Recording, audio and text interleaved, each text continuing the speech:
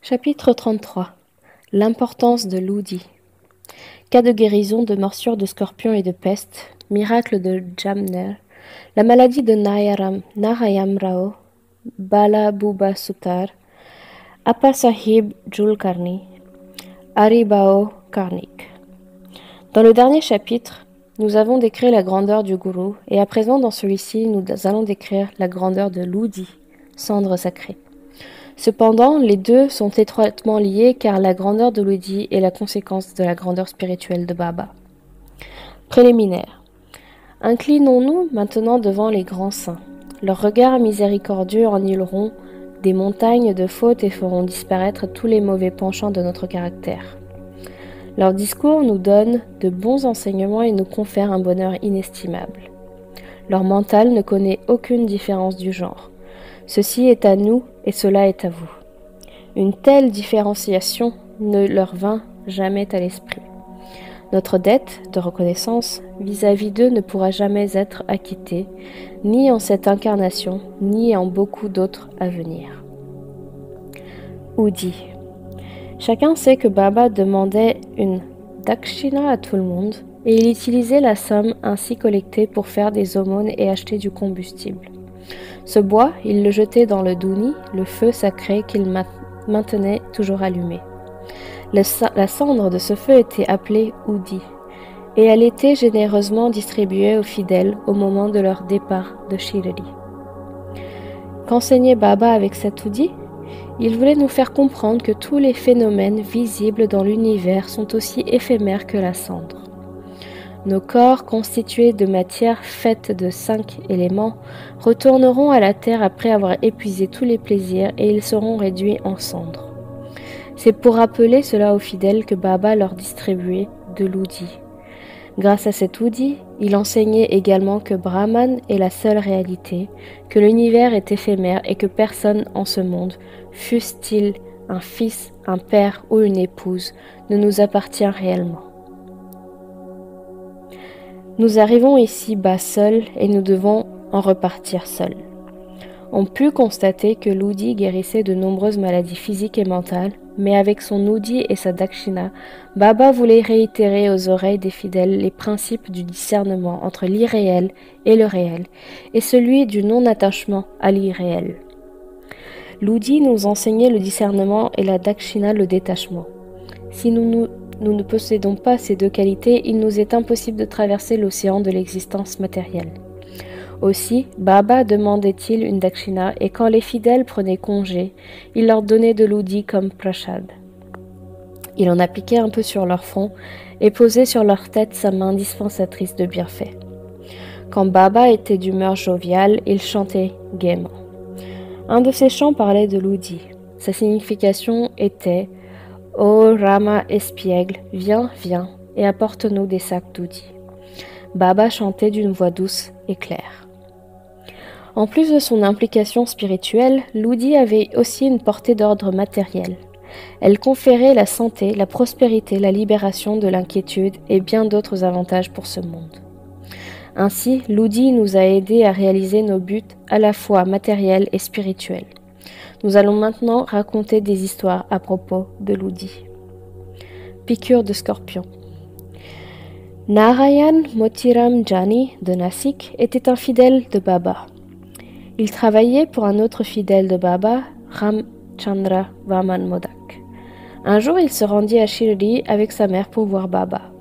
À cette occasion, Baba lui-même dit à la mère que son fils devait se mettre à son compte. Quelques jours après, cette prophétie se réalisa. Narayan Jani quitta son travail et ouvrit une pension de famille, l'Anandashram, qui devint florissante. Un jour, un ami de ce Narayan fut piqué par un scorpion et la douleur causée par la piqûre était violente et insupportable. L'oudi est très efficace dans de tels cas. Il doit être appliqué sur la partie douloureuse. Narayan alla donc en chercher, mais n'en trouva pas. Alors il se tint devant l'image de Baba, invoqua son aide, chanta son nom et, prenant une pincée de cendre du bâton d'encens qui brûlait devant son portrait, en pensant que c'était de l'oudi de Baba, il l'appliqua à l'endroit de la douloureuse piqûre. Dès qu'il enleva ses doigts, la douleur disparut. Les deux amirs furent émus et se sentir comblé de joie. Un cas de peste bubonique. Une fois, un fidèle de Bandra apprit que sa fille, qui vivait dans un autre lieu, avait contracté la peste bubonique. Comme il n'avait pas d'oudi, il fit dire à Nana Sahib Chandorkar de lui en envoyer. Nana Sahib reçut ce message près de la gare de Tann, alors qu'il était en voyage avec sa femme pour aller à Kalyan. Lui non plus n'en avait pas. Il ramassa donc un peu de terre de la route, médita sur Sai Baba, invoqua son aide et appliqua la terre sur le front de sa femme. Le fidèle fut très heureux d'apprendre que sa fille, malade depuis 3 jours, avait commencé à aller mieux au moment même où Nana Sahib avait invoqué l'aide de Baba, près de la gare de Tann. Le miracle de Jamner. Entre 1904 et 1905, Nana Sahib Chandorkar était Mamlatdar, chef civil d'un district, à Jamner, dans le district de Khandesh, qui se trouve à plus de 160 km de Shirdi. Sa fille, Mainatei, était enceinte et sur le point d'accoucher. Son état était inquiétant et elle endurait des douleurs de l'accouchement depuis 2 ou 3 jours. Nana Sahib essaya tous les remèdes mais en vain. Il se souvint alors de Sai Baba et invoqua son aide. Au même moment, à Shirdi, un certain Ram Gir Buva, que Baba appelait Bapu Gir Buva, s'apprêtait à partir pour se rendre dans son village natal situé dans le district de Khandesh. Baba le fit venir et lui demanda de s'arrêter à Jamner sur la route vers chez lui et de donner à Nana Sahib de l'oudi et les paroles de l'Arati. Ramgir Buva répondit qu'il n'avait sur lui que 2 roupies et que cette somme était juste suffisante pour le prix du voyage en train jusqu'à Jalgaon. Il ne lui était donc pas possible d'aller de Jalgaon à Jamner, distant d'environ 50 km. Baba l'assura qu'il n'avait pas à se faire de soucis car le nécessaire lui serait fourni. Ensuite, Baba demanda à Shama de transcrire un arati très connu, composé de Madhav Adkar. L'arati et sa traduction sont données à la fin de cet ouvrage. Et il donna ce texte et de l'oudi à Ramgir Buva afin qu'il les remette à Nana Sahib. Ensuite, confiant dans les paroles de Baba, Ramgir Buva quitta Shirdi et il arriva à Jalgaon vers 2h45 du matin. Il ne lui restait que 2 annas, 1 roupie égale 16 annas, et il se trouvait dans une situation difficile. À son grand soulagement, il entendit quelqu'un demander « Qui est Bapur Giva, venu de Shirdi ?» Il se dirigea vers celui qui l'appelait et se présenta. Alors cet homme, qui déclarait avoir été envoyé par Nana Sahib, l'emmena à une excellente tonga cabriolet, tirée par une paire de bons chevaux. Et ils y montèrent tous les 2. La tonga roulait vite et tôt le matin arrivèrent près d'un ruisselet. L'homme fit boire les chevaux et pria Ramgir Buva de partager avec lui quelque nourriture. En voyant sa barbe, sa moustache et sa livrée, Ramgir Buva le soupçonna d'être un musulman et il fut peu désireux de prendre un quelconque rafraîchissement avec lui. Cependant, l'homme le rassura, on lui disait qu'il était hindou, un kshatriya de Garhwal, que Nana Sahib avait envoyé ses victuailles et qu'il pouvait les accepter sans problème. Tous 2 prirent donc une collation et repartirent. Ils atteignirent Jamner à l'aube.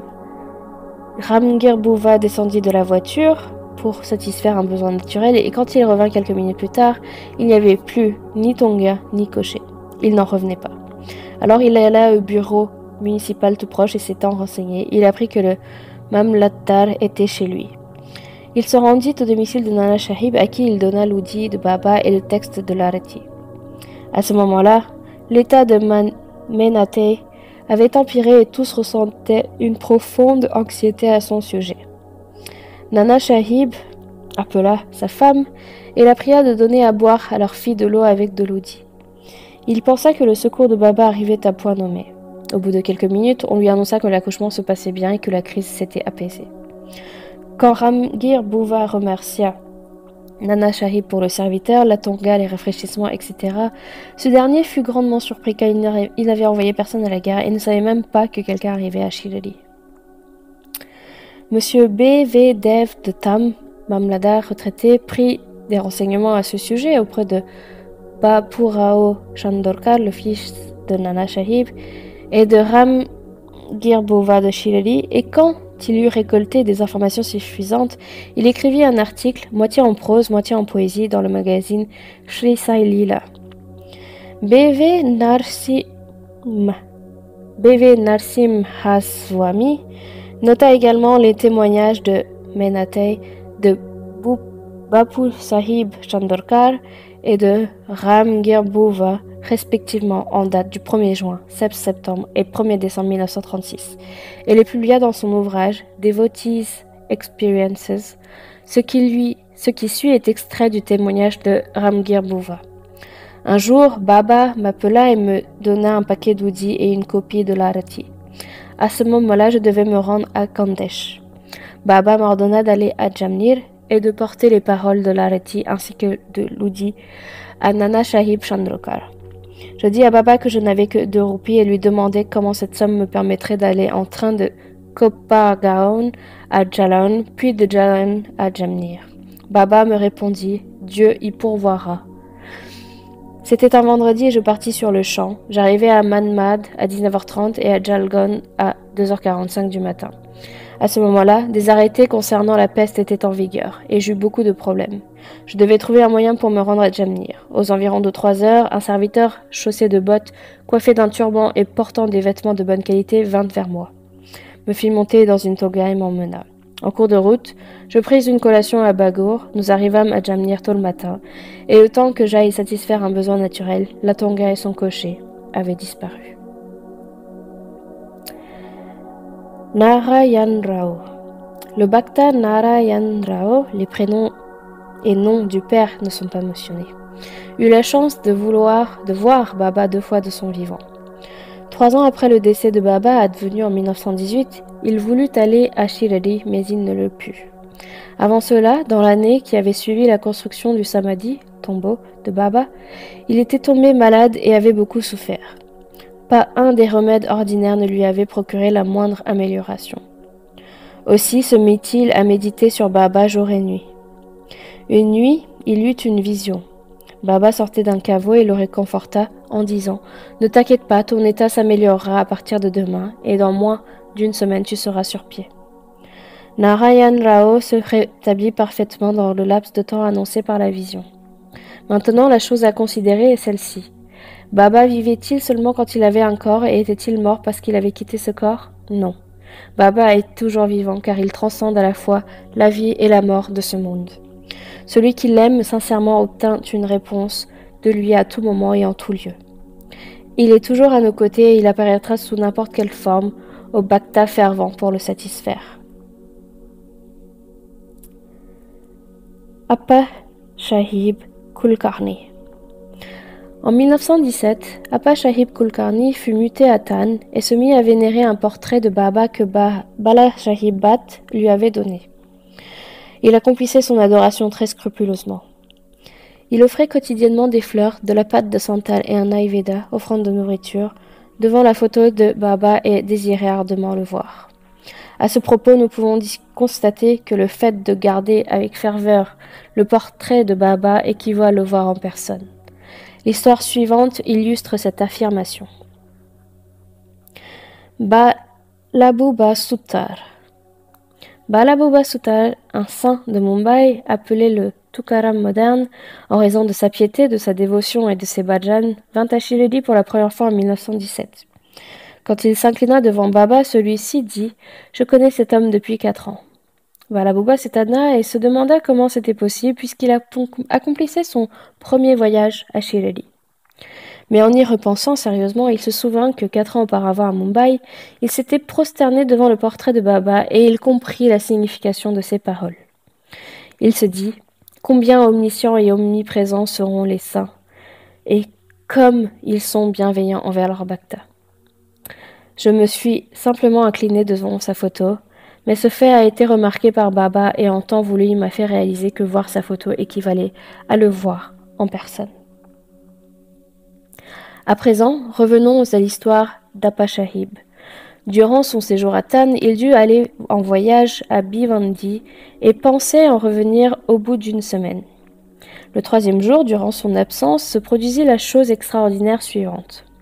À midi, un fakir se présenta au domicile d'Appa Sahib. Ses traits ressemblaient exactement à ceux de la photo de Baba. Madame Kulkarni et ses enfants lui demandèrent tous s'il était Baba de Shireli. Il répondit que non, mais qu'il était son serviteur obéissant et qu'il était venu ici sur son ordre pour s'enquérir de la santé de sa famille. Puis il demanda une dakshina. La dame lui offrit une roupie. Il lui donna un petit paquet d'oudis et lui demanda de le garder sur son autel. Ensuite, il quitta la maison et s'en alla. Maintenant, écoutons le merveilleux lila de Sai. Appa Sahib ne pouvait poursuivre son voyage car son cheval était tombé malade à Bhivandi. Cet après-midi-là, il revint chez lui et sa femme l'informa de la visite du fakir. Il souffrit mentalement de n'avoir pas eu le darshan du fakir et il n'apprécia pas qu'une seule roupie lui ait été donnée comme dakshina. Il dit que s'il avait été là, il n'aurait pas donné moins de 10 roupies. Alors sans prendre de nourriture, il se mit immédiatement en quête du fakir et le chercha dans la mosquée et ailleurs. Sa recherche fut vaine. Il rentra ensuite chez lui et mangea. Ici, le lecteur se souvient de la déclaration de Baba dans le chapitre 32 qui disait que la recherche de Dieu ne devrait pas se faire le ventre creux. Puis, après le repas, il sortit se promener avec un ami, M. Chitre. Après avoir parcouru une certaine distance, ils virent un homme s'approcher d'eux précipitamment. Appa Sahib pensa qu'il devait s'agir du fakir qui était venu chez lui à midi, car ses traits ressemblaient à ceux de la photo de Baba. Le fakir tendit immédiatement sa main et demanda une dakshina. Appa Sahib lui donna une roupie.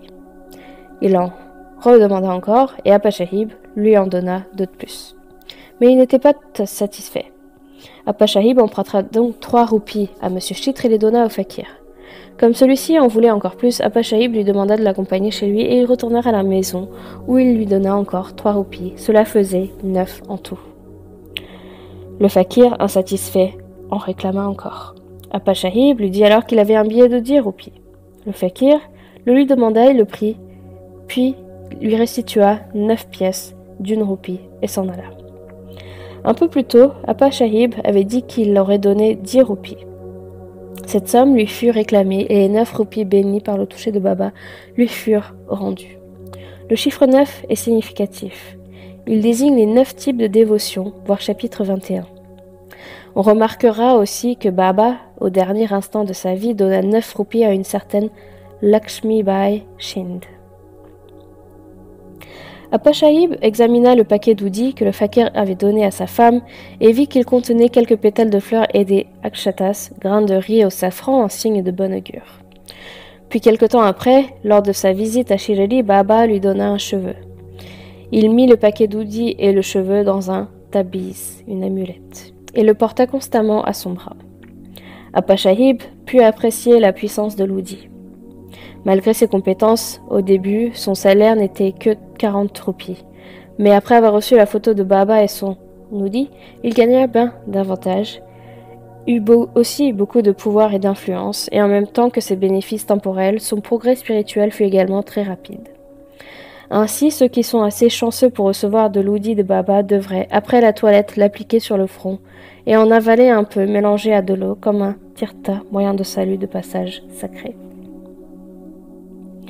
Haribo Karnik. En 1917, Haribo Karnik de Dahanu, district de Tan, vint à Shireli pour la fête de Guru Purnima, célébrée durant le mois d'Ashada, juin-juillet, et présenta sa vénération à Baba selon le rituel coutumier. Il offrit des vêtements et une dakshina, et après avoir pris congé, il descendit les marches de la mosquée. Il se dit alors qu'il devait offrir une roupie de plus à Baba, et juste au moment où il faisait demi-tour, Shama lui fit comprendre par des gestes qu'il devait s'en aller, et ne pas revenir puisqu'il avait déjà reçu le congé de Baba. Ils repartirent donc chez lui, en chemin, lorsqu'il entra dans le temple de Kalaram à Nasik pour le darshan. Le saint Narsingh Maharaj, qui s'asseyait habituellement à l'intérieur du temple, se dirigea vers Haribo, saisit son poignet et dit « Donne-moi ma roupie ». Karnik fut surpris. Il donna la roupie très volontiers et pensa que, par l'intermédiaire du saint Narsingh Maharaj, Sai Baba récupérerait la roupie qu'il avait eu l'intention de lui donner. Cette histoire illustre le fait que tous les saints ne font qu'un et elle montre bien comment ils travaillent à l'unisson. Je me prosterne devant